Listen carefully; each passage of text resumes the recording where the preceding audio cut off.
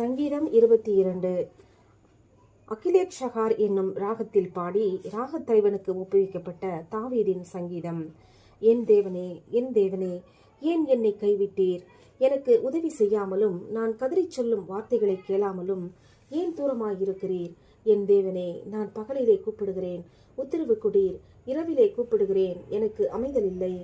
இஸ்ரவேலின் துதிகளுக்குள் வாசமாயிருக்கிற தேவரீரே பரிசுத்தர். எங்கள் பிதாக்கள் உம்மிடத்தில் நம்பிக்கை வைத்தார்கள். நம்பின அவர்களை நீர் விடுவித்தீர். உம்மை நோக்கி கூப்பிட்டு தப்பினார்கள். உம்மை நம்பி வெட்கப்பட்டு போகாதிருந்தார்கள். நானோ ஒரு புழு, மனுஷன் அல்ல.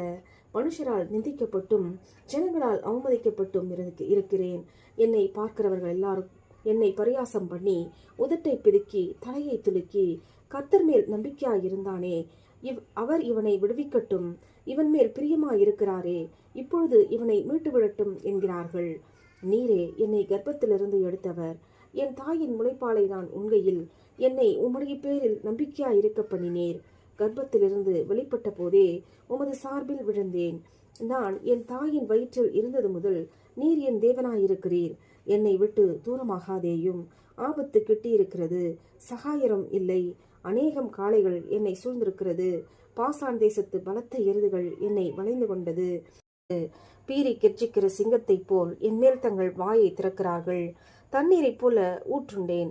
என் எலும்புகளெல்லாம் கட்டுவிட்டது. என் இருதயம் மெழுகு போலாகி என் குடல்களில் நடுவே உருகிற்று. என் பலன் ஓட்டை போல் காய்ந்தது.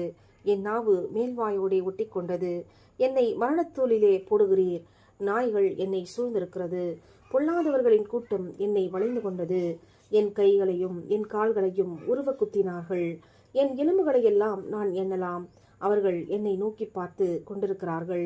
என் வஸ்திரங்களை தங்களுக்குள்ளே பங்கிட்டு என் உடையின் பேரில் சீட்டு போடுகிறார்கள். ஆனாலும் கர்த்தாவே, நீர் எனக்கு தூரமாகாதேயும். என் பெலனே, எனக்கு சகாயம் பண்ண தீவிரித்துக் கொள்ளும். என் ஆத்துமாவை பட்டயத்திற்கும் எனக்கு அருமையானதை நாய்களின் துஷ்டத்தினத்திற்கும் தப்பிவியும். என்னை சிங்கத்தின் வாயிலிருந்து ரட்சியும். நான் காண்டாமிருகத்தின் கொம்புகளில் இருக்கும் போது எனக்கு செவி கொடுத்தருளினீர். உம்முடைய நாமத்தை என் சகோதரருக்கு அறிவித்து சபை நடுவில் உம்மை துதிப்பேன். கர்த்தருக்கு பயப்படுகிறவர்களே, அவரை துதியுங்கள். யாக்கோபின் சந்ததியாரே, நீங்கள் எல்லாரும் அவரை கனம் பண்ணுங்கள். இஸ்ரவேலின் வம்சத்தாரே, நீங்கள் எல்லாரும் அவர் பேரில் பயபக்தியாயிருங்கள். உபத்திரவப்பட்டவனுடைய உபத்திரவத்தை அவர் அற்பமாய் எண்ணாமலும் அருவருக்காமலும் தம்முடைய முகத்தை அவனுக்கு மறைக்காமலும் இருந்து தம்மை நோக்கி அவன் கூப்பிடுகையில் அவனை கேட்டருளினார். மகா சபையிலே நான் உம்மை துதிப்பேன். அவருக்கு பயப்படுகிறவர்களுக்கு முன்பாக என் பொருத்தனைகளை செலுத்துவேன். சாந்த குணம் உள்ளவர்கள் புசித்து திருப்தியடைவார்கள். கர்த்தரை தேடுகிறவர்கள் அவரை துதிப்பார்கள். உங்கள் இருதயம் என்றைக்கும் வாழும். பூமியின் எல்லைகளெல்லாம் நினைவு கூர்ந்து கர்த்தரிடத்தில் திரும்பும். ஜாதிகளுடைய சந்ததிகளெல்லாம் உமது சமூகத்தில் தொழுது கொள்ளும். ராஜ்யம் கர்த்தருடையது. அவர் ஜாதிகளை ஆளுகிறவர். பூமியின் செல்வவான்கள் யாவரும் புசித்து பணிந்து கொள்வார்கள்.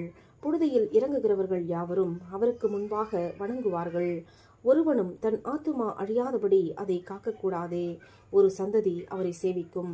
தலைமுறை தலைமுறையாக அது ஆண்டவருடைய சந்ததி எண்ணப்படும். அவர்கள் வந்து அவரே இவைகளை செய்தார் என்று பிறக்கப் போகிற ஜனங்களுக்கு அவருடைய நீதியை அறிவிப்பார்கள். ஆமேன்.